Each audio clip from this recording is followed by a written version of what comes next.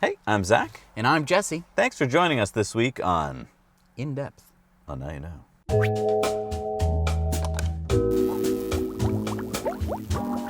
Big news. I think you guys might have heard that we're going on the VIP factory tour to Fremont next week. Yep. And we want to bring you guys along. We don't know exactly what we're going to be able to film. We've been told by the higher-ups at Tesla that we can't film anything in the Fremont factory, but we are going to have a Q&A with Franz von Holzhausen. Who is he? So Franz is the chief designer of Tesla, and he's been working for the company since about 2008. He made the S, he made the X, and the 3 designs. Wow. If you like Teslas and you like the look of them, he is responsible for that. Yeah, so this In-Depth is about him, and we want to give you guys an opportunity to ask him questions through us. So comment below questions that you have, thoughtful questions to Franz. Now, obviously, he can't answer questions that he can't answer, right? So if we ask him questions about particulars of the Model 3 that he can't answer, he's just going to say I can't answer. So don't bother asking us those. But if you have questions that he could answer, Yes. by all means, let us know what those are so we can try and get those answers for you. So let's give you a little background on Franz, because he's a very interesting guy, and it's very interesting that I think he's an overlooked figure in the whole Tesla story. It's true. If it weren't for this amazing design of the cars, probably a lot of people wouldn't have had that much interest in the cars. Yeah, I mean, if you look at a lot of electric cars, people either tend to go overboard. I mean, look at the Faraday Future FF91. Okay. Most people that I've talked to say that that is an ugly, ugly, ugly car. True. They would not be caught dead anywhere near it. Compared to like the Lucid Air. True. People love the look of the Lucid Air. They're like, oh, it's got some elements of this, got some elements of that. I like its look.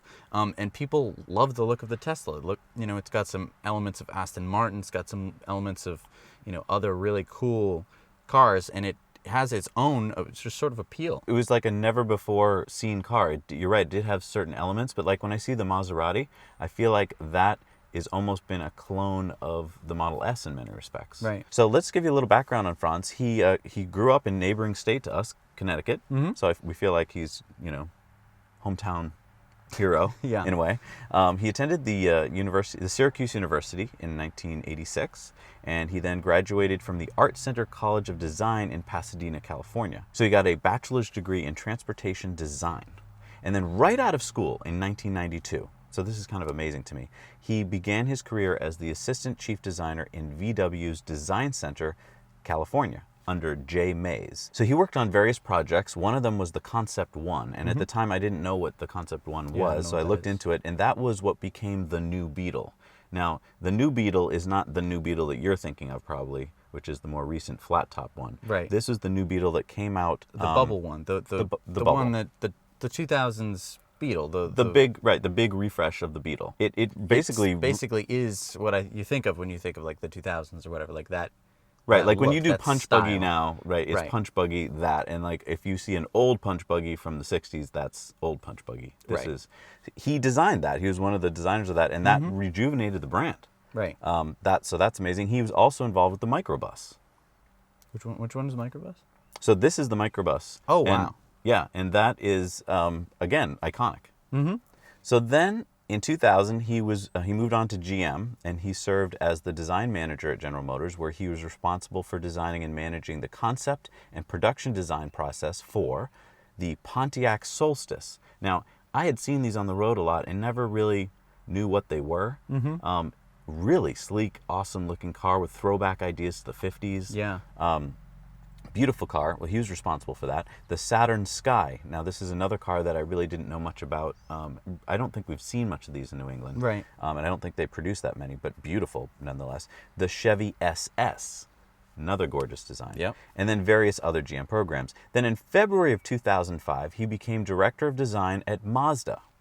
And he's responsible for a whole bunch of cool concept cars that we might not have seen, like this one, the Kobura, which was shown at the 2006 North American International Auto Show. Then he also designed these concept cars, the Nagare and the Furai, which again, I'd maybe caught glimpses of before. You can see like elements of where he's going and where, Model S seems to be like in there. Yeah. Lots of glass, lots of heavy haunches kind of on the cars, really sexy. Then he played an integral role in the creation of the Ryuga, the Hakaze, Wow. and the Taiki. I'm probably not pronouncing them right. Right. But again, these are concept cars and really just kind of modern, sleek designs. Yeah. Then under his watch at Mazda, he also designed many of the staple cars, the cars that you and I have known, the RX-8, the Mazda 5. He was also responsible in 2009 for the launch of the Mazda 6. And the Mazda 3. And the Mazda so, I mean, 3. when people are talking about they love the Mazda 3, that's probably why, you're also going to like the Model 3. Like, same designer. Yeah, same designer, exactly. Now, Elon in 2008 recruited Franz to work for Tesla. And I want you to get this through your mind. Up to this point, Franz had worked for VW, GM, and Mazda. 3 humongous car manufacturers. Mm-hmm. Then all of a sudden in 2008, can you picture what Tesla was like in 2008? There was no Fremont factory to speak of. There was nothing but the Roadster. And somehow Elon got Franz to come work for him and designed this car, the Model S. Mm-hmm. When he was designing this car, there was no wonderful design studio to design it in. You know what he designed it in? Where? In the SpaceX factory just like a corner, over in the corner. They shoved him in the corner with 11 other designers. I want to ask Franz, is 11 designers? That sounds small to me. It does sound small. A car from the ground up. Yeah. Keep in mind, this isn't like rejuvenating last year's model and tweaking last year's model. This is coming up with the Model S. Brand new car. Brand new car. Yeah. This car had to work. If it did not work for Tesla, that was the end of the car company. Right. If it had the wrong look, if people got the wrong impression from it, then that would have been it. There he is, off in the corner of the SpaceX factory in Hawthorne, California, working with this small team. I'm sure they're working through the night. They only had 8 months to come up with this car that was going to knock the socks off everyone in the automotive industry. Right. And hello, he did it. Yeah. That's just unbelievable. So we are going to go meet this guy on June 2nd. And we would love to have your questions that we could ask him. So please comment below what you want to ask him, because I think that's so powerful to be able to go to Franz and say, it's not just what Jesse and I came up with, it's our awesome viewers and their questions. We want to have, not just the backing of us, but thousands of our viewers to just be like, hey, what do you think about this? Because obviously, with the sheer numbers of our viewers, we're going to come up with some great questions. I'm pretty confident. So post those down below, and we'll look through them and find some good ones and shoot those off to Franz. Yeah, we're so excited for this trip. We hope we can bring you back as much information as possible. We're going to stick GoPros to Bobby wherever we can. Mm-hmm. We're going to bring cameras wherever we can, and we're going to tell you all about it. So stay tuned for that. Thank you so much for watching this episode of In Depth. We have so many new viewers and subscribers. It's fantastic. We've just been growing like Welcome. crazy. And keep sharing this with others. You can do that. There's a few buttons there on YouTube that I didn't know about before I was a YouTuber. One is that little bell button. Mm-hmm. That is to do what? So once you've subscribed, you can hit the bell button. That will give you updates that'll say, Zach and Jesse have released a new video.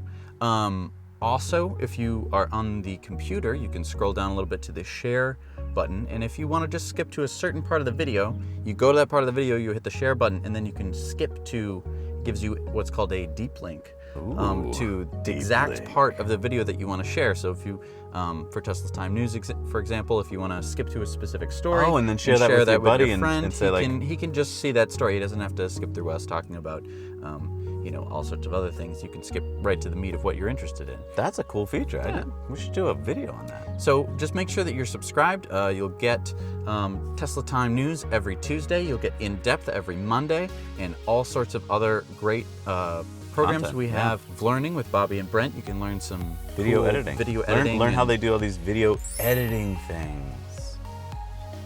See, I didn't see anything but like that. That's sort of one of the things you can get. I can just make things up, and they just do it. All right. So thank you so much for watching. Like, subscribe. Also, we have Patreon, lovely Patreons. Yeah, we plug them every week on Tesla Time News because they're so amazing. So if you want to support us on Patreon, please go there and help us out. A few bucks makes a big difference. All right.